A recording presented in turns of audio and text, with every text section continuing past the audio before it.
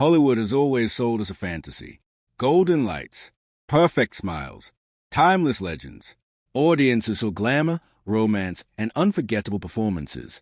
But behind the velvet curtains and polished interviews, there was another reality, one built on power struggles, fragile egos, silent revenge, and careers destroyed with a single phone call.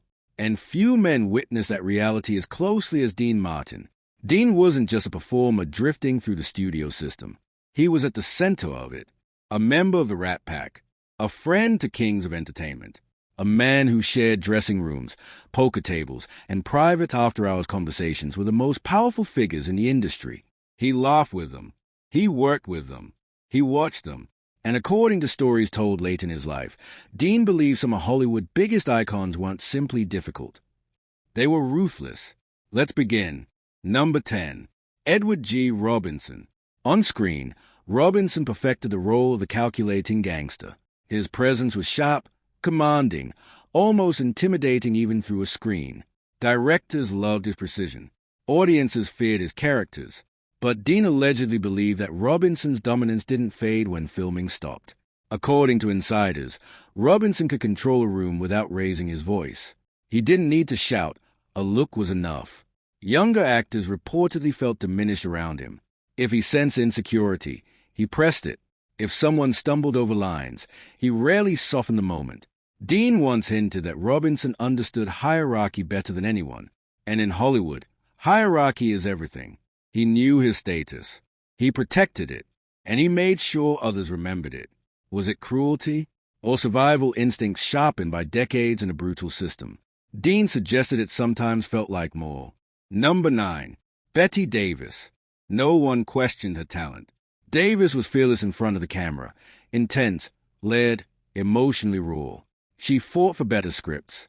She fought for complex roles. She fought the studio machine itself. But Dean reportedly described her as someone who didn't just want excellence. She demanded dominance. Davis was known to challenge directors openly. She questioned lighting setups if they didn't flatter her angles. She reportedly insisted on script adjustments to strengthen her character over others. And when rivalries formed, they burned. Her feud with Joan Crawford wasn't a minor disagreement. It was warfare. Interviews carried coded insults. Sets became battlefields of silence and tension.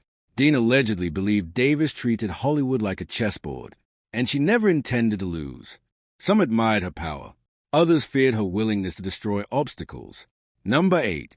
Kirk Douglas. Douglas radiated strength. His performances were explosive, passionate, magnetic.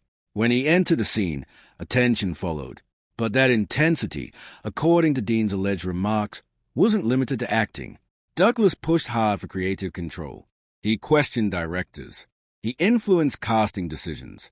He negotiated contracts with precision and force. If he felt disrespected, he didn't let it slide quietly. Dean once suggested that Douglas carried grudges like trophies, reminders of who underestimated him.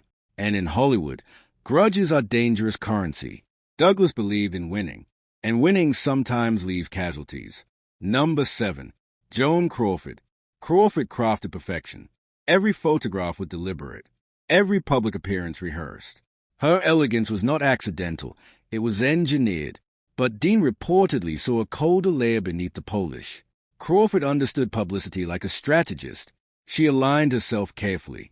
She built alliances when useful. She distanced herself when necessary. Nothing was random. On set, she demanded discipline. Off set, she guarded her image fiercely. Dean allegedly believed she didn't simply react to competition. She anticipated it. Some described her as ambitious. Dean implied she was calculating. And in an industry built on illusion, calculation can look like something darker. Number 6. Humphrey Bogart. Bogart defined cool. His relaxed demeanor, his quiet confidence, it shaped an era of cinema. But Dean allegedly believed that Bogart's sarcasm wasn't always playful. New actors reportedly found him distant. Mistakes were met with dry remarks rather than encouragement. His wit could cut quickly and publicly. Bogart didn't need volume to dominate a room. He used silence. Dean once hinted that Bogart's emotional distance created tension many people never saw. He wasn't explosive. He was cold. And cold can be more unsettling than anger. Number 5. Errol Flynn. Flynn was adventure personified. On-screen heroics, off-screen headlines. His life blurred the line between character and chaos. Dean reportedly believed Flynn's recklessness damaged not only himself but those around him. Studios scrambled to control scandals. Co-stars found themselves pulled into controversies they didn't create. Parties turned into tabloid nightmares. Flynn had charm that disarmed criticism, but charm can mask destruction. Dean allegedly saw a man who loved a thrill, even when it burned bridges behind him. Number 4. Spencer Tracy. Respected, decorated, universally praised for his craft. But Dean reportedly witnessed unpredictability. Tracy could be warm one day and volatile the next. Mood shifted without warning. Tension on set sometimes mirrored his internal struggles. Some co-stars described working with him as navigating emotional landmines. Dean allegedly believed Tracy's brilliance came with storms attached. Hollywood adored him, but insiders approached carefully. Number 3. Clark Gable. The King.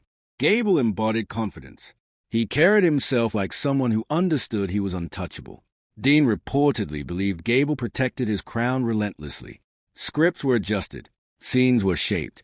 Spotlight positioning was rarely accidental. Gable understood optics before the word became popular.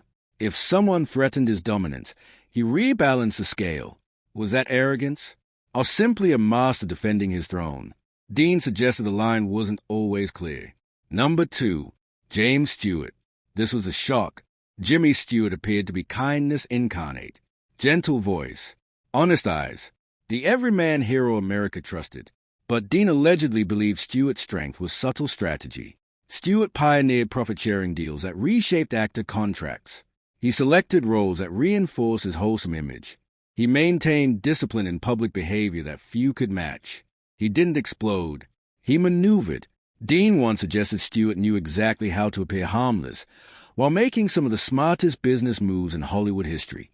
He fooled everyone, not through cruelty, through calculation. And sometimes, silent power is the most powerful of all. Number 1. Frank Sinatra. Dean's closest friend.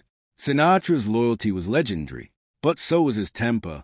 Dean allegedly admitted that Sinatra's influence stretched beyond movies and music. Political ties, business relationships, social leverage. If you were in his circle, he protected you fiercely. If you weren't, doors could close quietly. Sinatra remembered slights. He defended his pride. He expected respect. Dean never labeled him a villain. He described him as intense. And in Hollywood, intensity backed by power can change lives overnight.